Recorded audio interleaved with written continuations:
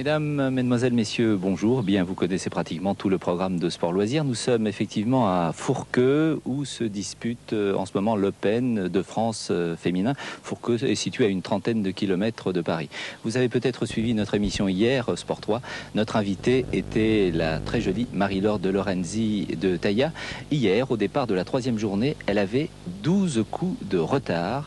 Et ce matin, au départ de la dernière journée, elle n'a plus que 2 coups de retard sur la Britannique Strudwick. Une remontée formidable, Nelson. Ah oui, c'est vraiment, je crois, pratiquement unique dans les annales du golf. 10 coups en une seule journée avec un 64, nouveau record du parcours. Ça promet un très très beau finish pour cet après-midi. Donc le final, nous allons le suivre à partir de 15h30, mais vous allez avoir d'autres images dans Sport Loisirs, en commençant par de la pétanque, de l'athlétisme, de la boxe française, le championnat de France de tandem handisport. Mais nous allons commencer par du tir à l'arc. Il s'agissait des internationaux de France. Les premières images dans quelques instants. En attendant, Nelson, en voiture, on fait un petit tour sur le très joli golfe de Fourqueux. Allons-y, Nelson. Bien accroché ? Oui, allons-y.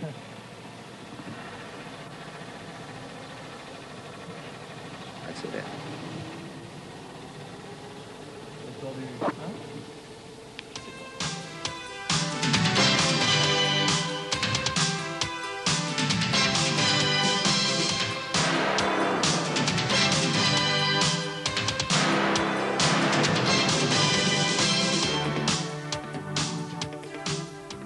Bonjour et bienvenue à Rueil-Malmaison pour le 5e Coq France de tir à l'arc qui réunit ici 18 nations, les meilleures nations européennes et quelques-unes des meilleures nations mondiales. À 4 semaines des championnats du monde de Lausanne, c'est intéressant de suivre ainsi l'élite mondiale. Et à Rueil-Malmaison, dans 2 épreuves, l'épreuve par équipe masculine et l'épreuve féminine par équipe, nous allons voir également où se situe l'équipe de France.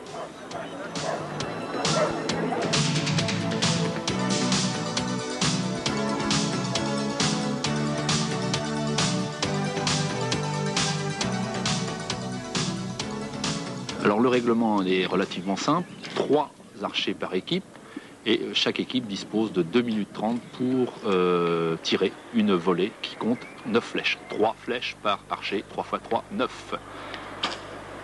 Les cibles sont actuellement placées à 90 mètres, c'est dire que toute la différence va se jouer sur cette longue distance.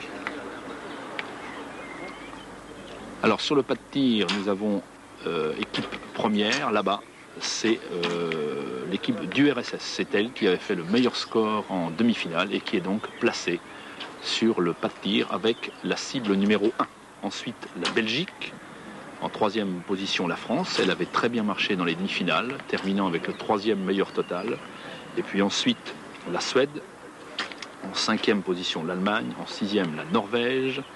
Ensuite, l'Espagne. Et dernière, la 8e équipe qualifiée, celle de l'Île-de-France, qui est d'ailleurs la ligue qui organise cette épreuve, ce Coq France, le 5e du nom, ici à Rueil-Malmaison. 2e et avant-dernière volée à 90 mètres. La partie la plus difficile de l'épreuve, car à cette distance, 90 mètres, c'est très long, et le moindre écart de visée au départ se traduit à l'arrivée sur la cible par une grosse différence, et parfois entre 10 points et 5 points. Il ne faut pas grand-chose au départ. Alors, pour le moment, c'est toujours la Belgique qui est en tête. La Belgique avec 809 points, mais elle est serrée de très près par la RFA, 808 points, et à égalité, la Suède, 808 points également.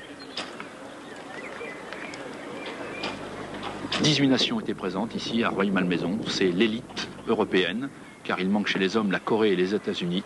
C'est l'élite européenne, donc à quelques semaines des championnats du monde, que nous pourrons d'ailleurs regarder ensemble sur la 3. Nous sommes toujours dans les 2 minutes avec ce feu vert, 2 minutes pour chaque équipe, et puis ensuite 30 secondes de feu orange pour terminer cette volée. Et voilà, le feu orange vient de s'allumer. Cette volée qui comprend 3 flèches par archer, et donc, comme il y a 3 équipiers pour chaque team présent, cela fait 9 flèches. Il reste sur le pas de tir actuellement les Français en rouge et bleu et ce sont les derniers, voilà, ça y est, à se retirer avec les Soviétiques. Soviétiques emmenés par le champion du monde sortant, Echeyev. Fini pour cette avant-dernière volée. À l'issue de la première volée à 90 mètres, la Belgique conserve la tête avec 809 points. Entre chaque tir, il faut procéder à l'analyse des résultats et pour ça, les archers, accompagnés des officiels se rendent devant leur cible et puis retirent les flèches. Elles sont marquées sur les feuilles de marque. On regarde le total obtenu par chaque équipe et ensuite, rapidement, en courant, les marqueurs vont reporter les chiffres sur leur petit tableau qui permet, en relation avec un système informatique, de sortir dans les 20 secondes les résultats. Et ensuite, ces résultats sont affichés sur le grand tableau derrière, ce qui permet au public présent ici à Rueil-Malmaison d'être informé pratiquement en temps réel de l'évolution de la compétition. Nous sommes à 9 flèches de la fin de cette épreuve par équipe masculine et actuellement c'est toujours la Belgique qui mène. Belgique suivie de la RFA et de la Suède à égalité. Il reste 9 flèches pour déterminer le vainqueur par équipe du 5e Coq France de Rueil-Malmaison. Dernière volée pleine de suspense puisque, alors qu'il ne reste que 9 flèches à tirer, 2 équipes, l'URSS et la Belgique, sont à égalité avec 880 points. Ce sont donc ces 9 flèches tirées à 90 mètres qui vont permettre de départager pour la première place sur le podium les équipes qui disputent ici ce 5e Coq France. Et là, nous sommes dans la partie équipe. Alors derrière, à 3 points, la Suède 3e. Les places sur le pas de tir sont déterminées en fonction des résultats des demi-finales. Et la France avait bien marché dans les demi-finales. Elle marche un peu moins bien cet après-midi, puisqu'elle n'est pour le moment que 6e, derrière l'Île-de-France 5e. Il reste environ 1 minute pour terminer le tir de cette volée de 9 flèches. Et ce sont actuellement à surveiller donc sur la cible numéro 1 les flèches de l'Union soviétique. Elles sont bien groupées, il y a du 10, il y a du 9. Et à suivre également sur la cible numéro 4, la Suède. L'Union soviétique a fait une meilleure volée, une meilleure dernière volée que la Suède, et cela devrait permettre à l'équipe d'Union soviétique de terminer première par équipe. La RFA est en 4e position et la France 6e, elle est précédée par l'Île-de-France. Les Français en rouge et bleu se retirent du pas de tir. Il reste pour le moment l'Union soviétique. Ensuite, la Suède. Et ici, c'est l'Île-de-France qui se retire. Il ne reste plus sur le pas de tir que l'Union soviétique. L'Union soviétique qui tire sur la cible numéro 1. Un tir bien groupé. Fin de tir, et voilà, c'est terminé pour le Coq France par équipe homme. Les archers se précipitent vers les cibles pour les résultats et il faudra attendre quelques secondes pour voir qui de l'URSS ou de la Belgique emporte par équipe chez les hommes. Et toute flèche altère le score de façon irrémédiable. Donc nous allons attendre le verdict des scores, le verdict des scores reportés sur les feuilles de main. À 16h30, on débutera la grande finale. Oui, de toute façon, j'ai le choix. 919 pour la France. Vainqueur de ce Coq France par équipe, l'URSS, emmené par Vladimir Esseyev, champion du monde entier, 957 points. Deuxième, la Belgique, une très belle place, 953 points, devant la Suisse.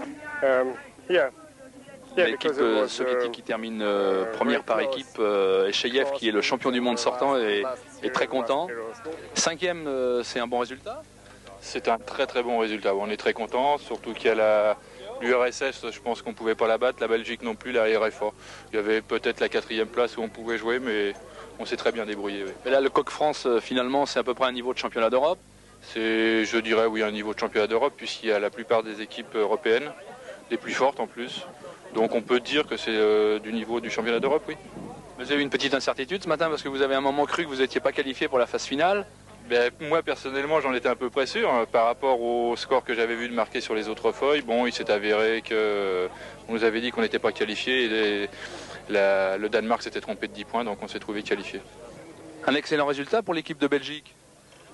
Oui, nous sommes très contents. Je crois qu'on avait espéré la première place. On a perdu lors de la dernière volée. Difficile 90 mètres, c'est sur cette distance que se fait la différence? Pas nécessairement la distance, mais au fur et à mesure que la compétition évolue, il y a plus de stress. Il y a une tension immense au moment où il faut tirer les dernières flèches qui vont décider du résultat. C'est extrêmement fatigant au point de vue mental. Vous terminez à combien de points des soviétiques?